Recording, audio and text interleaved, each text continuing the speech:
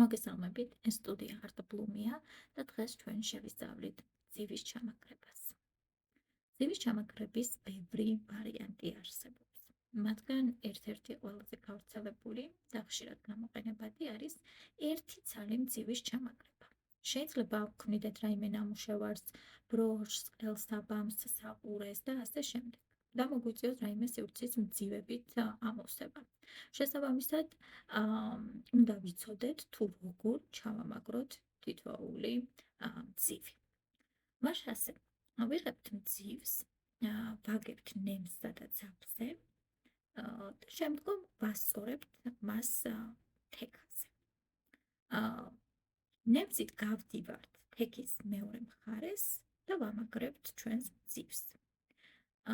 კიდევ უფრო გასამყარებლად მეორე მხრიდან ამოვდივართ თექის ზედაპირზე, ძალიან ახლოს მძივთან, რაღაც შორს არა, იქვე ახლოს და შემდგომ ნემსით გავდივართ მძივში. ჩამაგრების დასასრულებლად კვლავ ჩავდივართ თექის მეორე მხარეს. და სულ ეს არის ჩვენი მძივი ჩამაგრებულია.